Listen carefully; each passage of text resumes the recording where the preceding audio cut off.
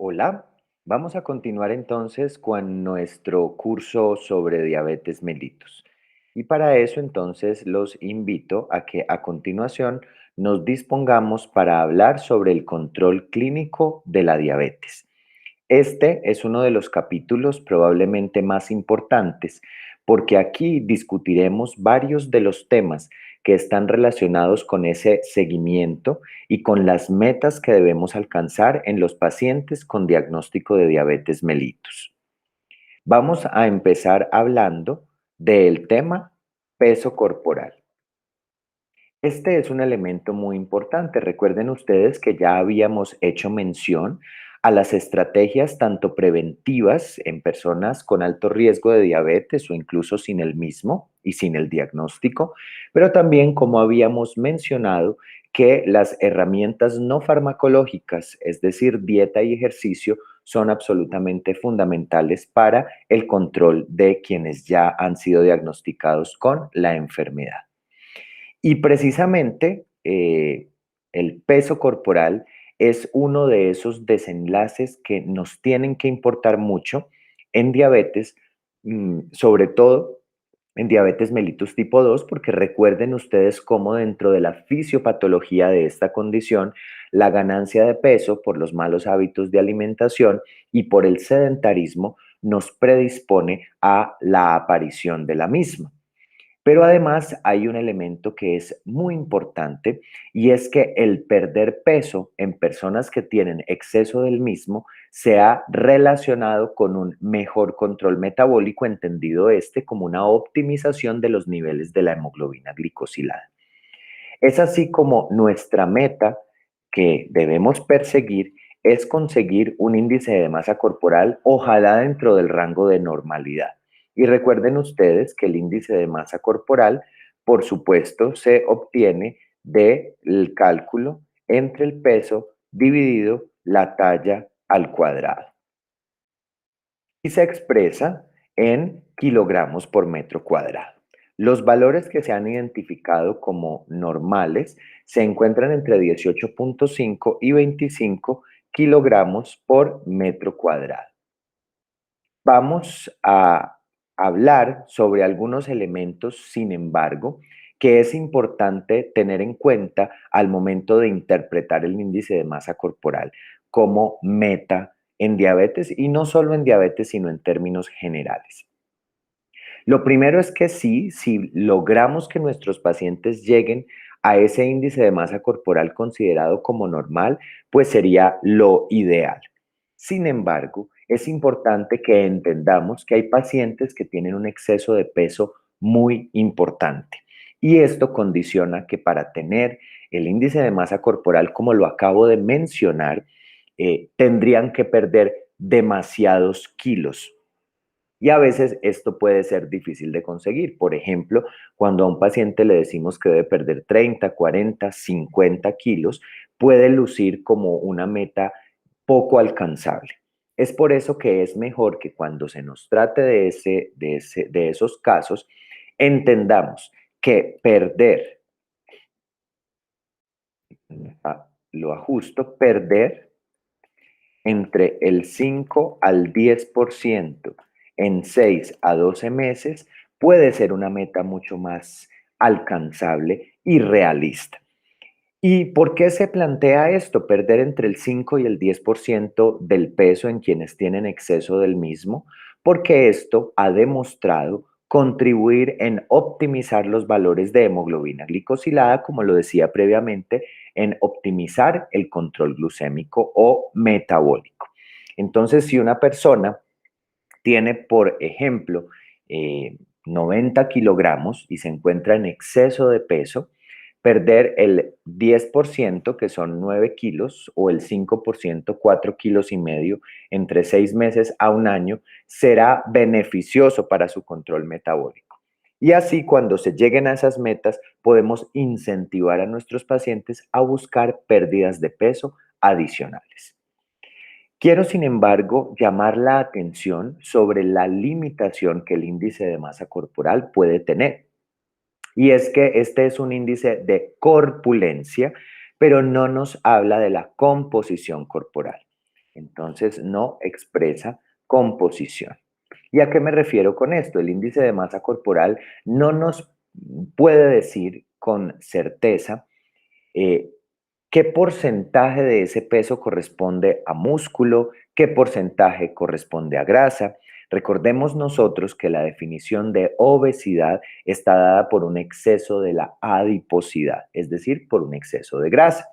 El ejemplo que habitualmente les pongo es el de un físico-culturista, una persona que hace mucho ejercicio de resistencia y que logra una hipertrofia de las fibras musculares, va a tener ganancia de músculo y este músculo pesa. De tal forma que si nosotros le calculáramos el índice de masa corporal, probablemente estaríamos diciendo que el paciente tiene sobrepeso u obesidad, pero esto no necesariamente es cierto en ese caso puntual, dado que estaríamos hablando de una persona que no tiene mucha adiposidad y en cambio una importante grasa muscular. Sin embargo, el índice de masa corporal es una herramienta que nos resulta útil en la gran mayoría de nuestros pacientes. Casi ninguno de ellos es físico-culturista y definitivamente tener un exceso de índice de masa corporal nos estaría reflejando un exceso eventual de adiposidad. Hay otra salvedad que quiero hacer con relación al índice de masa corporal en un grupo poblacional específico y es el índice de masa corporal en el adulto mayor. ¿Y por qué quiero hablar de esto? Porque es importante tener en cuenta que, por ejemplo, cuando buscamos pérdida de peso, no siempre y de manera exclusiva se genera pérdida del mismo a partir de tejido graso. Hay muchas personas que pueden perder también tejido muscular. Y esto es especialmente preocupante en el caso del adulto mayor, en quien la sarcopenia puede estar a la orden del día. Quiero entonces manifestar que debemos comprender en el caso puntual del adulto mayor y por supuesto que esto necesita ser individualizado dependiendo del grado de funcionalidad de las personas. Hay adultos mayores que están en muy buenas condiciones y podemos pedirles índices de masa corporal un poco más bajos, pero debemos tener mucha precaución, sobre todo en adultos mayores que sean frágiles, pues ponerlos a perder peso podría significar pérdida de músculo, sarcopenia y funcionalidad. Quiero que entendamos el comportamiento del índice de masa corporal relacionado con un desenlace muy importante como lo es mortalidad.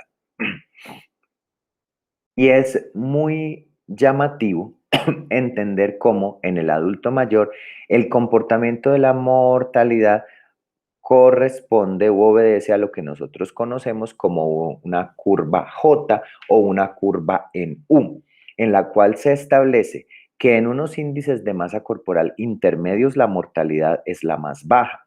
En la medida que el índice de masa corporal aumenta, también aumenta entonces la mortalidad en esos individuos. Pero mucha atención con esto.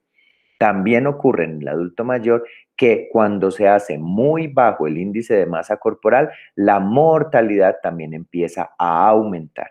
Es por eso que tradicionalmente tenemos unos puntos de corte un poco distintos en el adulto mayor, sobre todo en el frágil, en el cual podemos tolerar índices de masa corporal hasta 27 o 28 antes de afirmar que el individuo se encuentra con sobrepeso. Pasemos ahora a un siguiente elemento del control clínico y es entender precisamente con relación a lo que ya había mencionado, y es que como el índice de masa corporal tiene algunas limitaciones, hay personas que al contrario de lo que ya les había mencionado pueden tener un índice de masa corporal que luzca normal. Sin embargo, su adiposidad puede estar incrementada. Y hoy hay una herramienta que es muy interesante para hablarnos de esta adiposidad y es precisamente la circunferencia de la cintura. Ustedes saben que la circunferencia de la cintura se relaciona con exceso de adiposidad, sobre todo con exceso de adiposidad visceral. Les pido que me regalen un segundo para mostrarles una gráfica de cómo se debería medir adecuadamente la circunferencia de la cintura. Es una medida que debemos rutinariamente obtener en nuestros pacientes. Y aquí entonces se los muestro. Las referencias anatómicas para esta medida son el borde costal inferior y la espina ilíaca anterosuperior. Debemos establecer un punto intermedio entre estas dos referencias anatómicas y pasar una cinta métrica por todo ese punto de la mitad. Y es allí entonces cuando determinamos los valores de circunferencia de la cintura. Cuando hablábamos de tamización y mencionábamos factores de riesgo, decíamos que una circunferencia de la cintura por encima de 80 y por encima de 90 en hombres y mujeres nos empieza a hablar de exceso de adiposidad y que por lo tanto deberíamos pensar en riesgo y buscar complicaciones metabólicas como lo es, por ejemplo, la diabetes. Pero ya cuando estamos hablando de un paciente con diagnóstico de diabetes, vamos a buscar que la meta es que la circunferencia de la cintura sea menos de 94 centímetros en los hombres y menos de 91 centímetros en las mujeres. De manera que con esto estamos complementando esa evaluación de la composición corporal. Nos fijamos, por supuesto, en el índice de masa corporal, como ya lo mencioné, pero también debemos fijar nuestra atención sobre la circunferencia de la cintura, como se los dije, dado que nos habla de adiposidad. Continuemos entonces por este camino alrededor del control clínico de la diabetes y entonces quiero que pasemos a un elemento muy importante que hace referencia al control metabólico. Y debemos llamar aquí la atención muy importante sobre la hemoglobina glicosilada. La hemoglobina glicosilada es ese parámetro que seguimos utilizando de una manera regular para definir si el control glucémico de nuestros pacientes es o no es adecuado. Si las terapias tanto no farmacológicas como farmacológicas que hemos propuesto están siendo eficaces y si por el contrario requiere algún tipo de ajuste. Vamos, sin embargo, también a hablar de las limitaciones que puede tener la hemoglobina glicosilada en esa tarea que acabo de describir y, por supuesto, vamos a complementar en la actualidad con algunas herramientas esa información que nos brinda la hemoglobina glicosilada. La hemoglobina glicosilada no es otra cosa que hemoglobina, aquella que se encuentra transportando oxígeno en los eritrocitos, que al someterse a la presencia de la glucosa en la sangre, sufre un proceso que se llama glicosilación, o mejor, glicación. La glicosilación es un proceso fisiológico que ocurre, ustedes bien conocen que nosotros tenemos, por ejemplo, glicoproteínas. Se sintetizan proteínas en el retículo endoplásmico rugoso y de allí pasan a un proceso de transformación eh, en el aparato de Golgi y hay algunas proteínas que necesitan glúcidos para poder tener su estructura normal. Eso es glicosilación, pero glicación es un proceso patológico, un proceso anormal derivado del exceso de glucosa en la sangre. Es por eso que si queremos ser absolutamente técnicos, el término más apropiado sería hemoglobina glicada y no hemoglobina glicosilada. Sin embargo, los vamos a utilizar de una manera indistinta para referirnos a la misma situación. Las guías nos proponen hacer una medición de la hemoglobina glicosilada cada 3 a 6 meses, dependiendo del control metabólico que tengan nuestros pacientes. ¿Por qué con esa frecuencia? Porque recuerden ustedes que los eritrocitos tienen una vida media de 90 a 120 días, es decir, de 3 a 4 meses, al cabo de los cuales ya tienen un proceso de reciclaje. Entonces, cuando nosotros estamos haciendo la medición de hemoglobina glicosilada, estamos tratando de entender cómo ha sido el comportamiento del azúcar en la sangre durante esos últimos 3 a 4 meses. A mí me gusta verlo como si se tratase de un video que nos muestra el comportamiento glucémico de ese espacio de tiempo, diferente a una glucometría o a una medición puntual de la glucosa que se podría asemejar mucho más a una fotografía. Vamos a hablar entonces de cuáles son las metas de hemoglobina glicosilada. Y para eso entonces quiero que nos traslademos hacia un estudio muy importante en la historia del conocimiento científico que se ha construido alrededor de la diabetes, y es el estudio particularmente que se hizo en diabéticos tipo 1 y que se conoce como el estudio DCCT. Entonces aquí se los voy a poner, DCCT, que es una sigla en inglés de Diabetes Control and Complications Trial, es decir, el estudio del control y las complicaciones de la diabetes. Este fue un estudio que se publicó por allá en la década de los años 90 y resulta que hizo una comparación entre dos estrategias terapéuticas. Un momento, por favor. Está aquí. Hemoglobina glicosilada a lo largo del tiempo. ¿Y en qué consistió? Antes de que se llevara a cabo este estudio, el manejo tradicional de la diabetes mellitus tipo 1 consistía en que se administraba una dosis de insulina NPH en la mañana y una dosis en la noche. Y lo mismo se hacía con insulina cristalina, una dosis en la mañana y una dosis en la noche.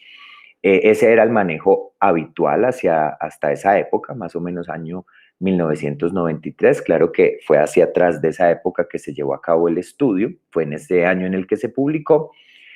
Y entonces se comparó ese abordaje tradicional desde lo farmacológico de la diabetes tipo 1 contra un manejo más intensivo, que abordó lo que nosotros hacemos en la actualidad, que es utilizar un esquema intensivo basal bolo con insulina o incluso con la administración de insulina a través de una bomba de infusión continua. Y ese fue el manejo intensivo. Cuando miraron el seguimiento en el tiempo, pues encontraron una gráfica más o menos como la que les voy a mostrar eh, a continuación. Todas las personas empezaron con un valor determinado de hemoglobina glicosilada.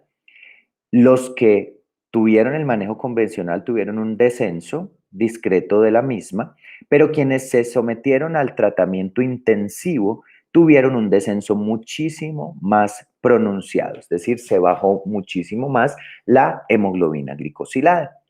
Y en este estudio se pudo identificar que quienes tenían valores más bajos de hemoglobina glicosilada desarrollaban menos complicaciones, especialmente microvasculares, entendidas como retinopatía, enfermedad renal diabética, neuropatía periférica. Y cuando se fueron a mirar cuál era ese punto de corte de la hemoglobina glicosilada que brindaba una diferencia, era 7%. ¿Qué quería esto decir? Que los que tenían hemoglobinas glicosiladas por debajo de 7% lograban tener una menor tasa de complicaciones comparados con aquellos individuos que tenían más de 7% de hemoglobina glicosilada. Desde entonces se ha planteado como la meta general de hemoglobina glicosilada debe ser inferior a 7%. Sin embargo, quiero llamar su atención sobre un elemento importante al momento de interpretar la hemoglobina glicosilada, o mejor, sobre dos de estos aspectos. Uno de ellos ya lo habíamos mencionado en la sesión de diagnóstico de la diabetes, cuando mencionábamos que la hemoglobina glicosilada podría ser un elemento o un paraclínico que nos ayudaba en el diagnóstico. Pero decíamos dos cosas. Lo primero era que debía medirse en un laboratorio con una prueba que estuviera suficientemente estandarizada y que no siempre esto ocurría, pero por otra parte les decía yo que había dificultades en algunos individuos para la interpretación de la hemoglobina glicosilada por situaciones como hemoglobinopatías, cuadros de anemia, enfermedad renal crónica, entre otras cosas. Pero hay un elemento adicional sobre el cual quiero llamar su atención. Piensen en la hemoglobina glicosilada como si se tratara de un promedio.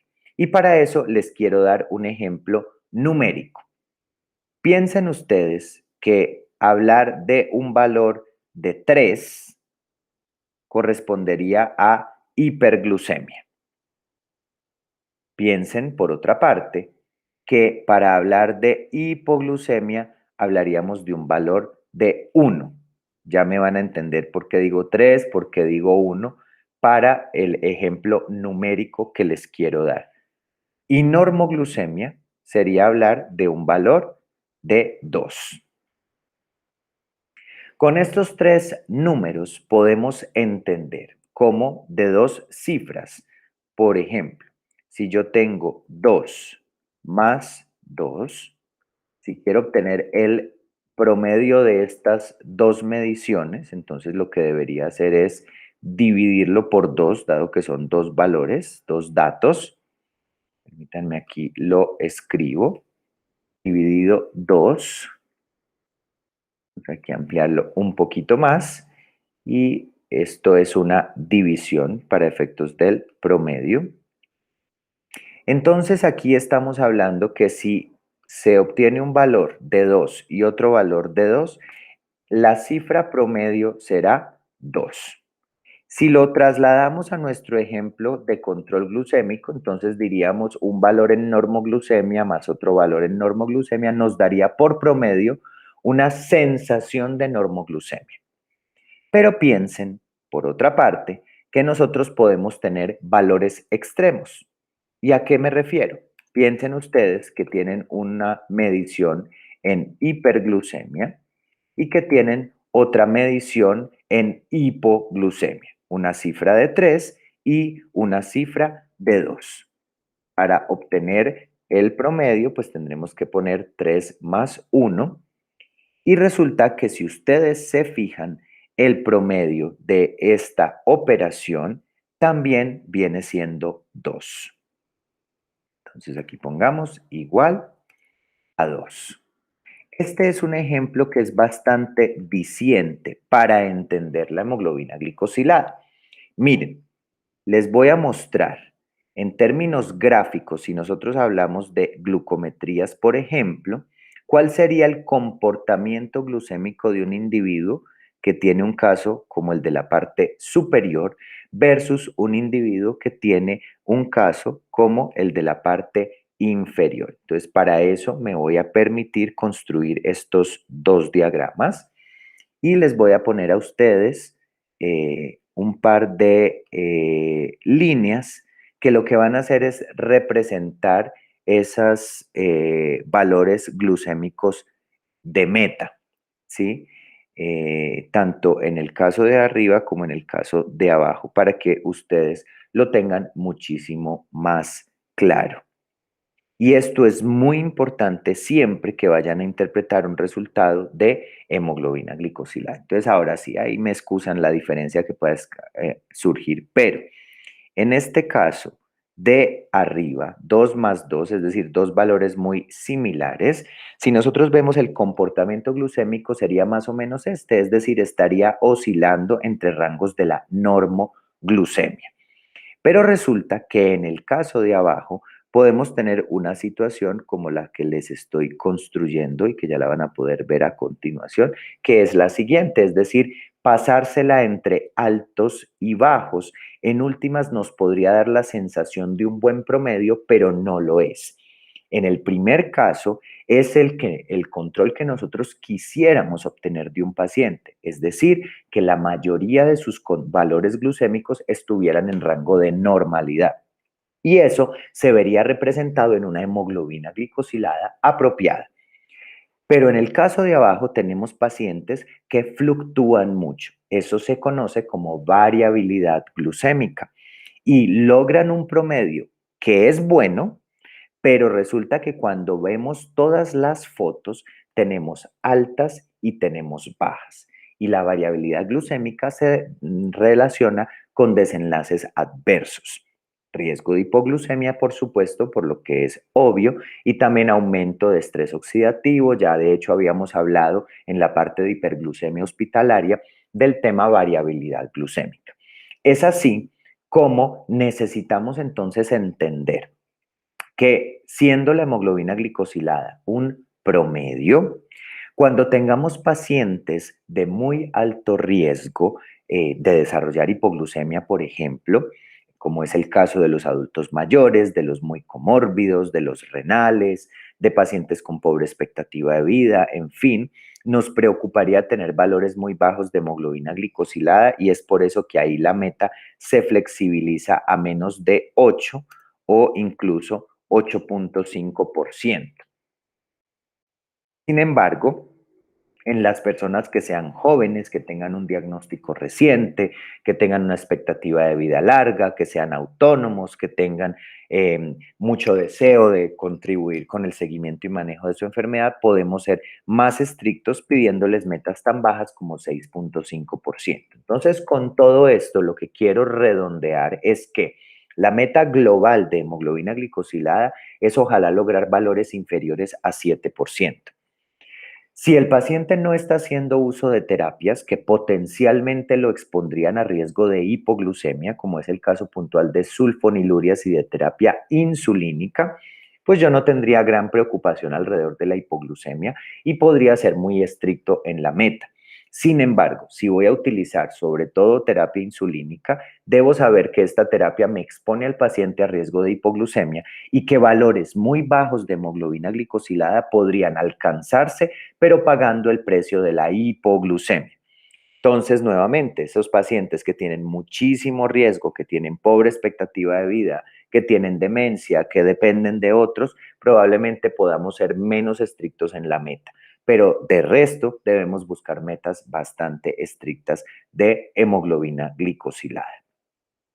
Vamos entonces a continuar con un elemento que nos va a establecer el puente con la hemoglobina glicosilada y unos datos adicionales que son muy importantes para entender el control metabólico también. Y esto se refiere al automonitoreo.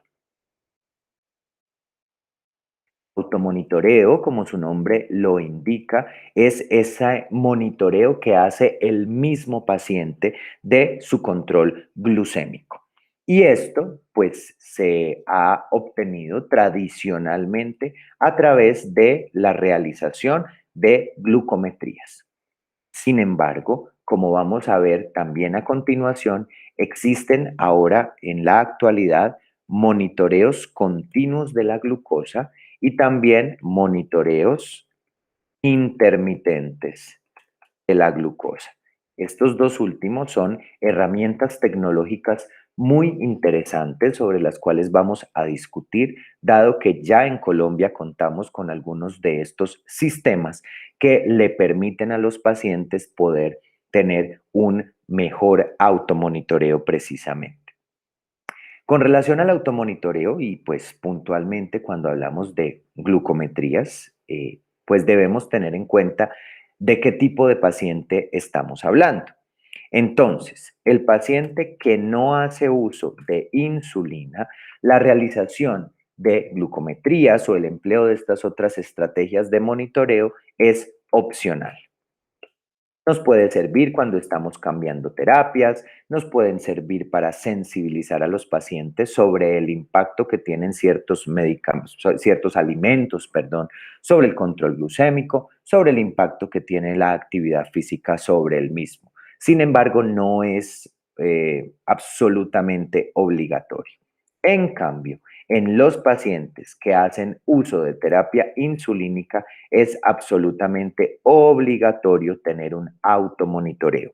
No puede haber una terapia insulínica en ausencia de medición de la glucosa. ¿Por qué? Porque es esta medición la que nos orientará a si el control está adecuado y si las dosis de insulina deben ser optimizadas, modificadas o corregidas, o incluso si se deben adoptar ciertas medidas cuando ocurra hipoglucemia. ¿Y cómo deberá ser ese esquema, al menos si nos referimos a glucometrías? Pues depende también del tipo de esquema que se esté usando.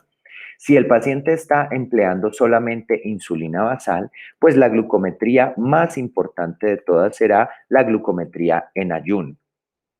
Pero si el paciente está además utilizando dosis prandiales, pues entonces 2 horas después de comidas será también muy importante la medición para poder identificar cómo se están comportando esos bolos prandiales que el paciente está utilizando.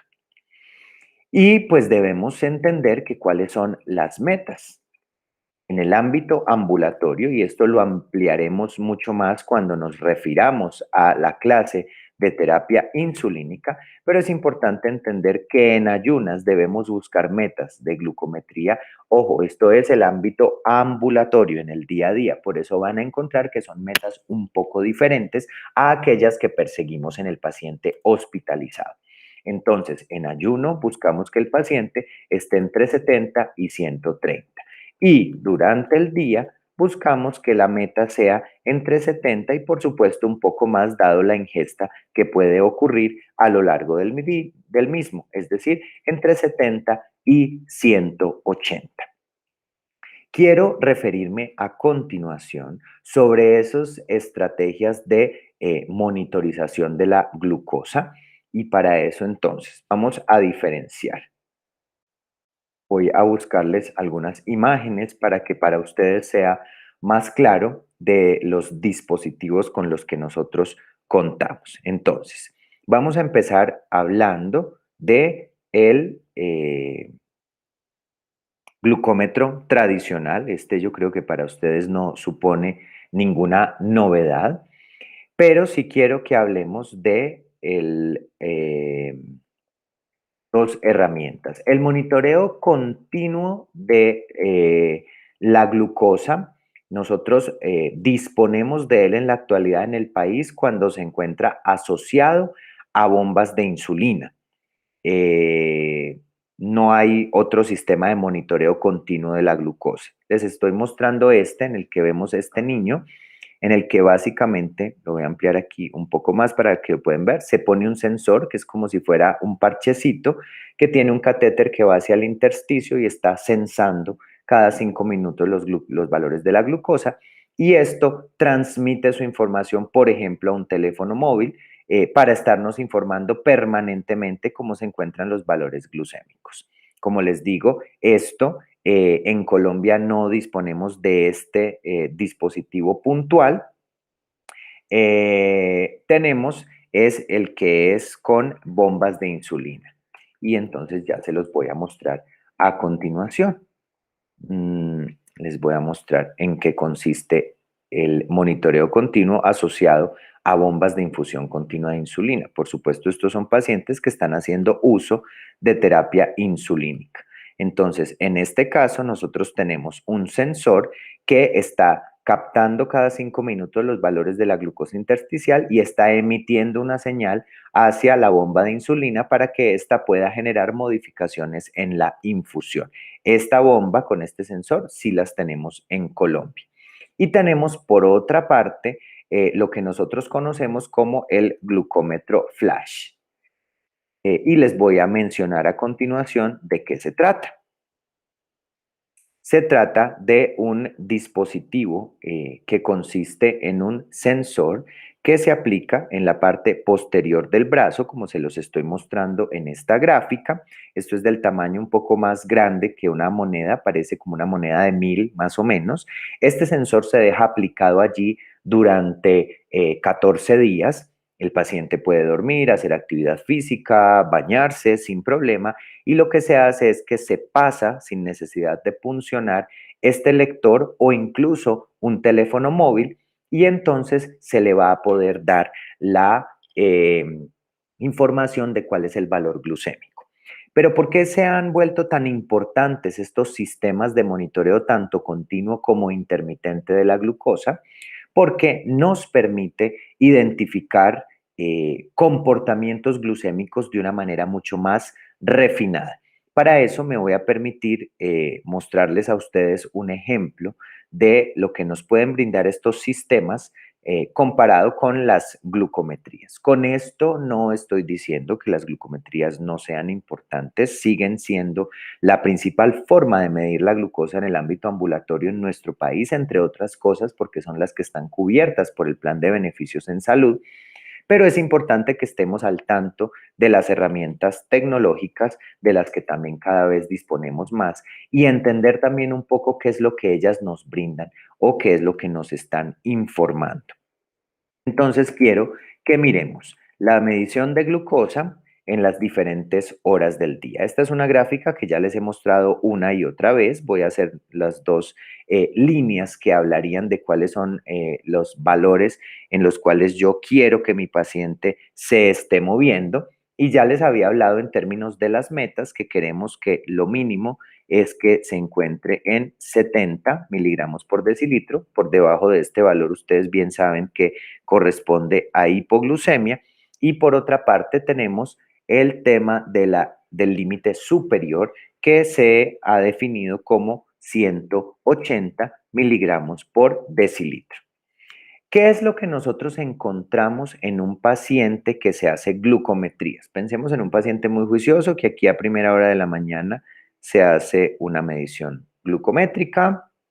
Si tiene un esquema basal bolo de insulina, digamos que por decir algo aquí, después del desayuno se hizo una nueva medición, después del almuerzo hizo una nueva medición y después de la comida se midió nuevamente para ver cómo le estaba yendo. Si nosotros nos quedamos con esta imagen o con este panorama que nos está brindando las glucometrías, podríamos tener la falsa sensación de que este paciente está muy bien controlado. Pero si nosotros disponemos de un sistema de medición en el cual nos podemos dar cuenta cada 5 minutos qué está pasando, podríamos obtener una información como la que les voy a mostrar a continuación.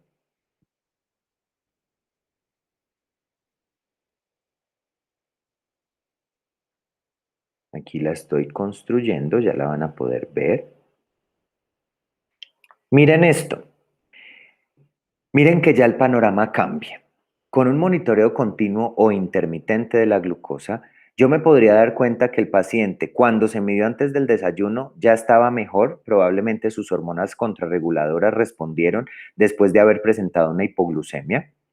Entonces, si nosotros analizamos lo que tendría que hacerse con la insulina basal, solo con las glucometrías pensaríamos que la insulina basal estaría adecuada.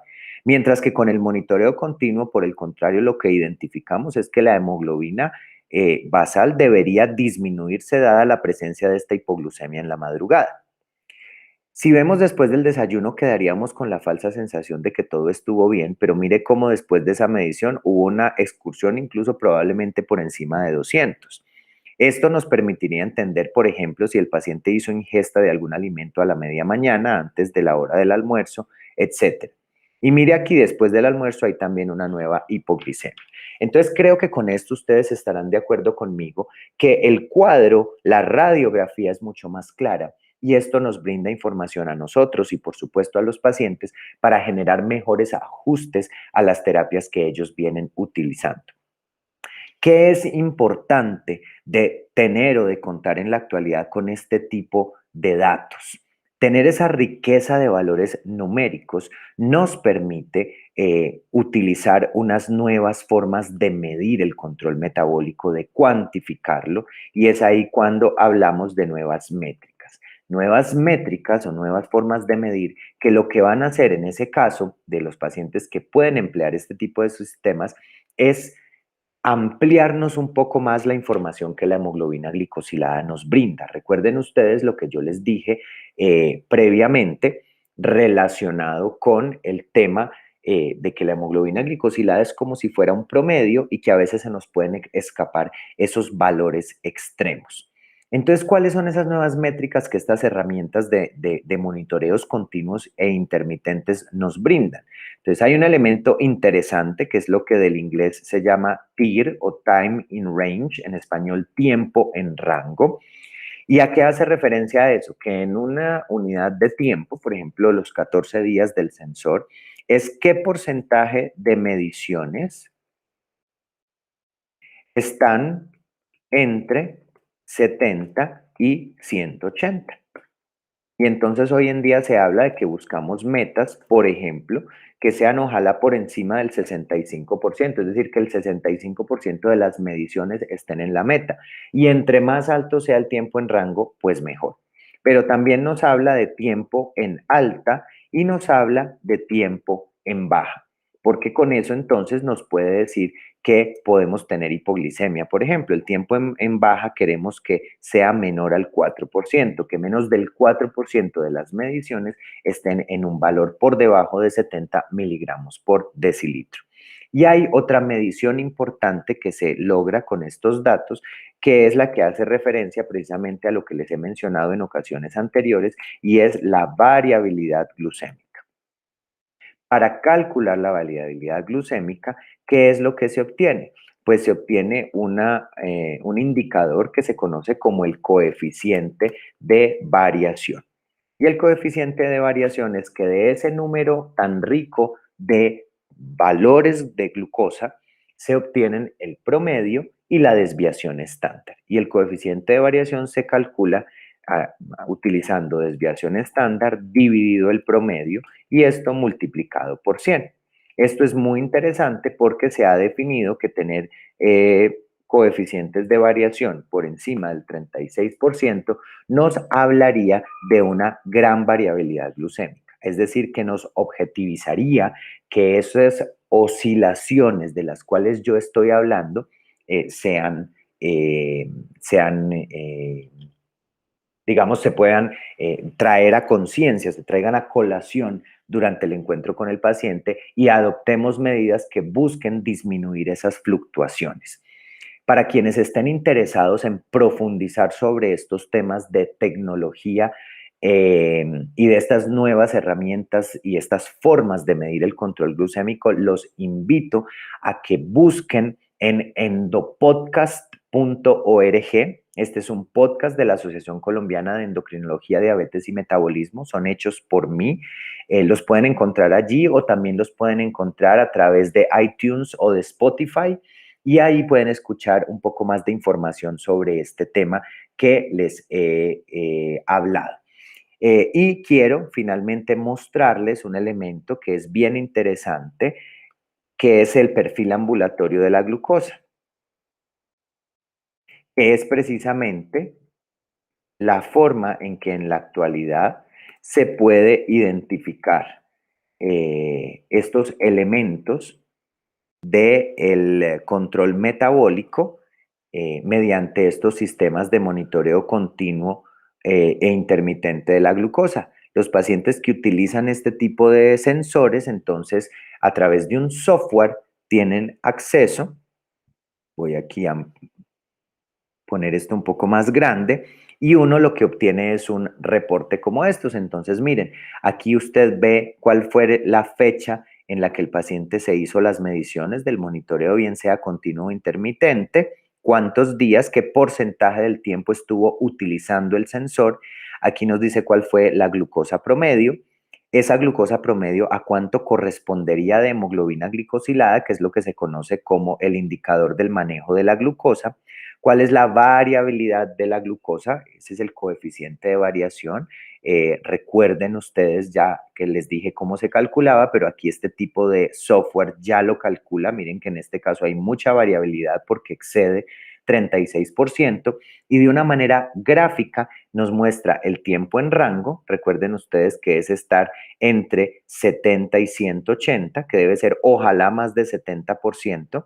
Miren que en este caso está solo en 47%.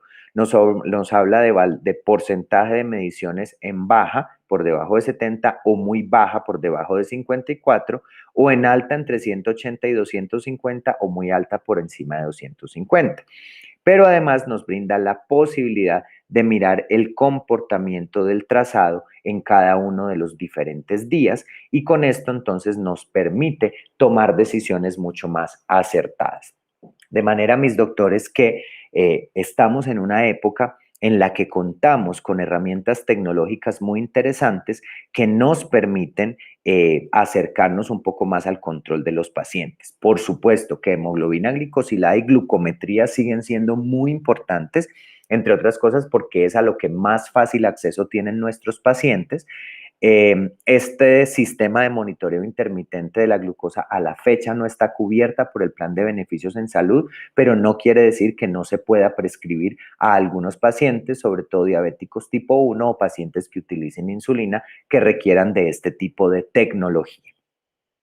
Después de haber entonces hablado de todos estos elementos que están relacionados con peso, circunferencia de cintura, control metabólico, hemoglobina glicosilada y formas de automonitoreo, vamos a pasar a un apartado muy importante del control clínico, que es el apartado final, pero sobre el cual debemos prestar mucha atención, y es sobre el tema de la búsqueda de complicaciones crónicas de la diabetes.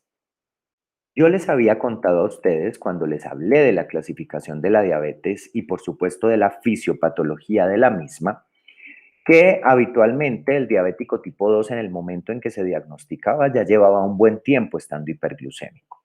Es por eso que la búsqueda de las complicaciones crónicas de la diabetes en el tipo 2 deben empezarse a hacer al momento del diagnóstico. Decir, que buscar complicaciones como las que voy a mencionar a continuación deben darse desde que lo diagnostico.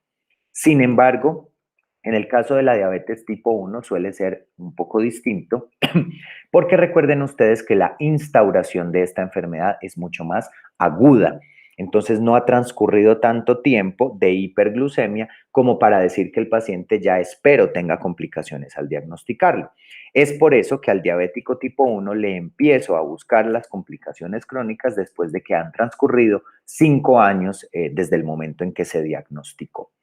¿Y cuáles son las complicaciones de la diabetes, las complicaciones crónicas? Estas son las microvasculares, que están representadas por retinopatía, por enfermedad renal diabética y por neuropatía. Y por otra parte tenemos las complicaciones de los grandes vasos, que son las macrovasculares. Y aquí estamos hablando especialmente de enfermedad coronaria aterosclerótica, de enfermedad arterial periférica y de enfermedad cerebrovascular del tipo isquémico. Me voy a referir a cada una de estas complicaciones, de cómo debemos buscarla y de cómo debemos seguirla. Entonces, hablando de las complicaciones microvasculares, empecemos por la retinopatía. Recuerden ustedes que cuando los sensibilizaba alrededor de la epidemiología de la diabetes, les contaba que la retinopatía diabética es la principal causa de ceguera prevenible. Y es por eso que se vuelve tan importante poder buscar e identificar tempranamente cambios en la retina para poder incidir sobre ellos. Recuerden ustedes que hay una forma de obtener una foto mediante cámara no midriática. Es una forma de tamización, sin embargo, esta no está disponible en todos los lugares y es por eso que les hago especial énfasis en que debemos estar muy pendientes de que nuestros pacientes diabéticos visiten al oftalmólogo cada 1 a 2 años. Si el paciente no tiene identificación de problemas en retina, pues deberíamos cada 2 años hacerlos valorar por el oftalmólogo, o incluso a mí me gusta hacerlos ver cada año. Y es muy importante que esto quede registrado en la historia clínica. Y es así que entonces voy a empezar a ampliar esa historia clínica del paciente diabético. Después de esos datos de identificación que son tan importantes, yo ya les hablaba que lo primero que hay que hacer es clasificar la diabetes, como ya lo discutimos en ese apartado. Después de hacer esas preguntas clasificatorias, lo que debe seguir es precisamente esto de lo que estamos hablando, y es la búsqueda de las complicaciones de la enfermedad. Y es por eso que es allí donde tenemos que consignar y preguntar cuándo fue la última vez que lo valoró el oftalmólogo, cuándo fue la última vez, o si hay conocimiento de compromiso renal y de otros ámbitos. Es muy importante identificar que las complicaciones microvasculares, muchas de ellas realmente ocurren de una manera diferente a las macrovasculares. Las macrovasculares están dadas sobre todo por el tema aterosclerosis, que no es lo mismo que ocurre en los pequeños vasos de la retina, de los nervios periféricos o del riñón. Estas complicaciones microvasculares se dan por modificaciones, por ejemplo, en la viscosidad de la sangre, que hace que el flujo a través de estos pequeños capilares se vea comprometido, sea menor, y esto condiciona fenómenos isquémicos crónicos. ¿Qué pasa cuando no hay suficiente llegada de oxígeno a un tejido? Pues que se empieza a aumentar la producción de factores de crecimiento, dentro de ellos el factor de crecimiento del endotelio vascular. El aumento de este factor de crecimiento promueve la génesis o formación de nuevos vasos. El problema es que estos nuevos vasos no son muy estables, no son muy sólidos. Y además, si por ejemplo, como en el caso de la retina, yo reemplazo conos y bastones por células endoteliales, pues voy a sacrificar visión. Ahí es cuando tenemos lo que conocemos como retinopatía diabética proliferativa. Y es importante que identifiquemos, claro, el elemento más clave para que no aparezca o progrese la enfermedad en la retina es el control de la hemoglobina glicosilada. Pero ¿por qué también se hace tan importante la evaluación por el oftalmólogo? Porque cuando hay cambios de retinopatía, hay una serie de medidas que se pueden adoptar. Por ejemplo, hacer fotocoagulación con láser en la retina. ¿En qué consiste? Se hacen unos disparos en algunas zonas de la retina para que muera esa parte de tejido y de esa manera haya menos liberación de factores angiogénicos.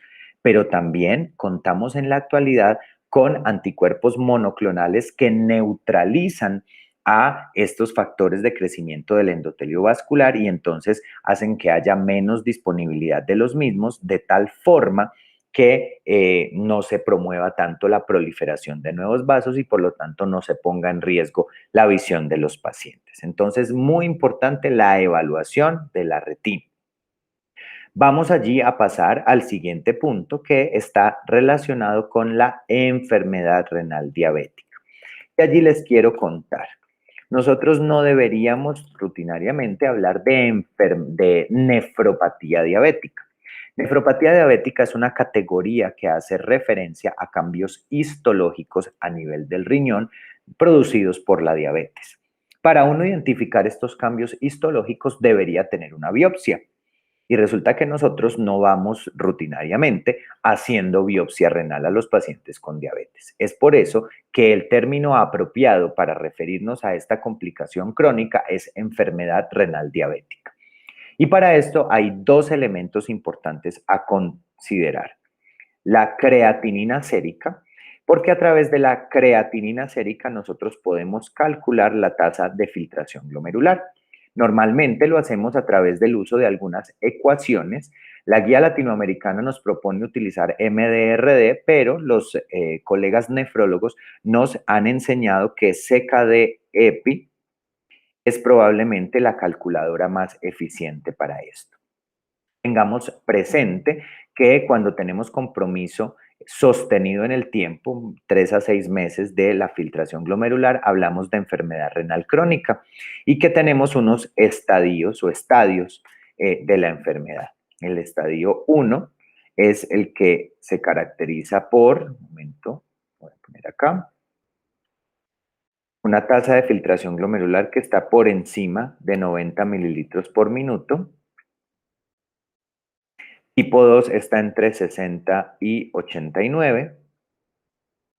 3A, estamos hablando entre 45 y 59. 3B,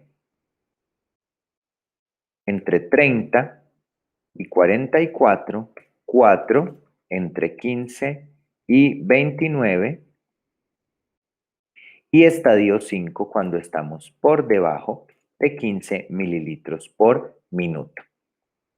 Poder estimar la depuración de un paciente es muy importante por varias razones. Primero, porque el uso de ciertos fármacos antidiabéticos necesita tener la consideración de la filtración glomerular para saber si se pueden o no emplear y si se pueden emplear, si es necesario hacer ajustes en la dosificación. pero además porque nos permite aproximarnos a qué tan severo es el compromiso de la función renal del paciente. Es importante llamar la atención sobre tasas de filtración glomerular que sean muy altas y cuando consideramos muy altas, más de 130 mililitros por minuto. A esto es a lo que le conocemos o le llamamos hiperfiltración. Y está condicionado más o menos por un fenómeno similar al que les hablaba en retinopatía. Cuando hay fenómenos isquémicos, hay factores de crecimiento del endotelio vascular y esto condiciona aumento del número de las nefronas, hiperplasia, pero además crecimiento de las mismas, hipertrofia, tratando de compensar los cambios fisiopatológicos que están ocurriendo. De manera que cuando encuentren individuos que tengan más de 130 mililitros por minuto de depuración, lejos de alegrarse porque es un paciente con un riñón muy bueno, deberían empezar a preocuparse porque esto lo que estaría significando es que el paciente ya está teniendo elementos que están condicionando cambios en su función renal. La evaluación del riñón del diabético no está completa solamente con la creatinina y el cálculo o la estimación de la depuración, sino que necesitamos medir la relación albuminuria-creatinuria.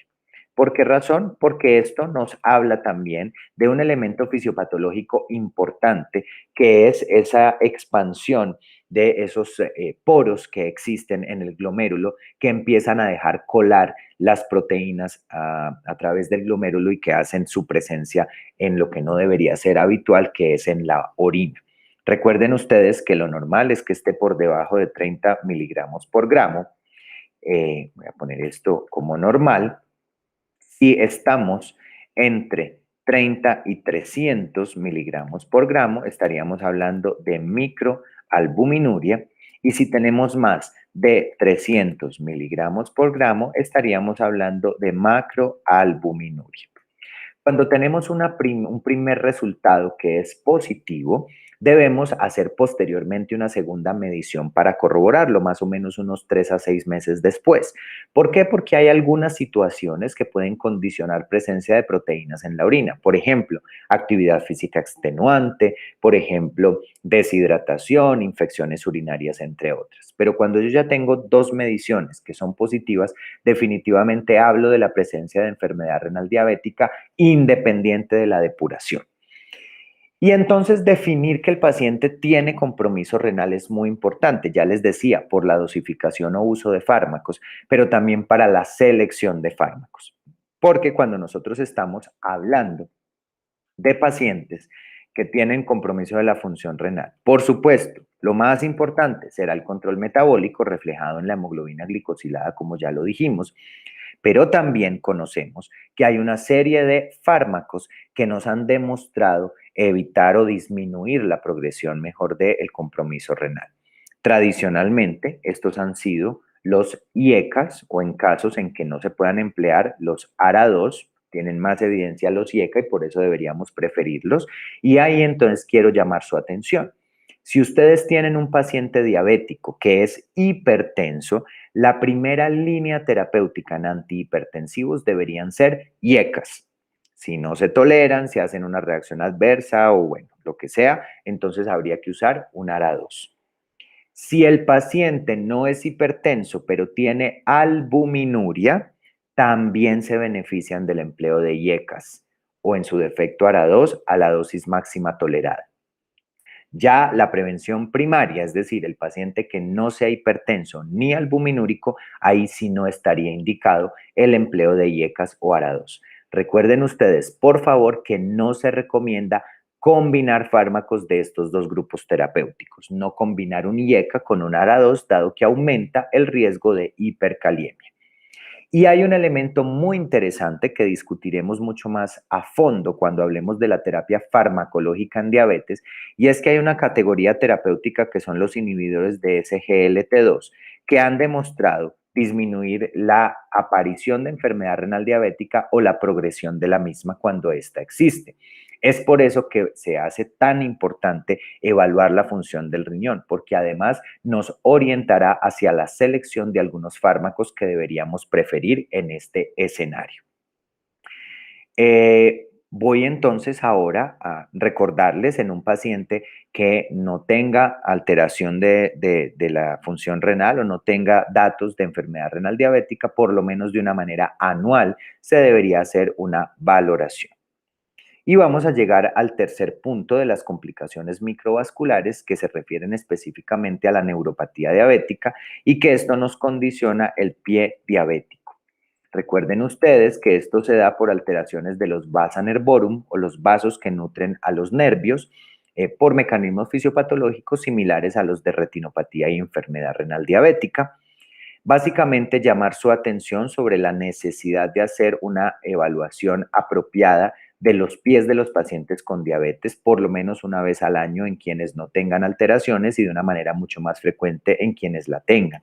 Y llamar la atención sobre el enfoque que es básicamente clínico, es decir, nosotros no debemos hacer diagnóstico de pie diabético basados en herramientas paraclínicas. Lo hacemos mediante herramientas que evalúen la vibración, la sensibilidad, el tacto, la propiocepción. Y alrededor de esto, cuando se identifica la presencia de neuropatía, es muy importante brindar la educación apropiada a los pacientes y sus familiares sobre cuidado de los pies, de las uñas, evitar el uso de agua caliente que pudiera quemarlos, el uso del calzado, etcétera, etcétera, para tratar de disminuir las amputaciones no traumáticas.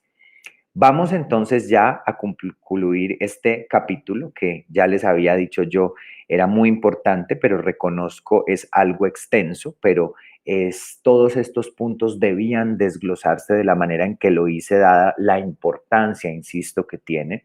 Y me voy a centrar rápidamente en las complicaciones macrovasculares de la diabetes. Y para eso entonces les voy a contar. Recuerden que cuando hablamos de las complicaciones macrovasculares hablamos de enfermedad coronaria, de enfermedad cerebrovascular y de enfermedad arterial periférica básicamente. ¿Qué nos dicen en general las guías? Que nosotros no debemos rutinariamente hacer estudios de tamización en busca, por ejemplo, de enfermedad isquémica cardíaca. Pero ojo, tamizar es buscar en personas asintomáticas. Entonces, a lo que sí estamos llamados definitivamente es a explorar la presencia de síntomas de esta naturaleza. Es por eso que siempre en las consultas de los pacientes con diabetes debemos preguntarles por la presencia de angina, disnea, deterioro de la clase funcional, claudicación intermitente o algunas manifestaciones neurológicas. Cuando alguno de estos interrogante sea positivo por parte del paciente, porque tiene disnea, porque tiene ortopnea, porque tiene disnea paroxística nocturna, porque tiene angina, pues allí debemos proceder a la realización de estudios, por ejemplo, cardiovasculares. Recuerden ustedes que la diabetes es un importante factor de riesgo para enfermedad cardiocerebrovascular, que es, entre otras cosas, la que da cuenta de la principal causa de muerte en nuestro país. Con esto quiero entonces finalizar este capítulo relacionado con el control clínico de la diabetes. Es muy importante, espero que esto lo repasen una y otra vez y que lo apliquen de ahora en adelante en todas y cada una de las consultas en que tengan que ver ustedes con pacientes con diabetes. Un feliz resto de jornada.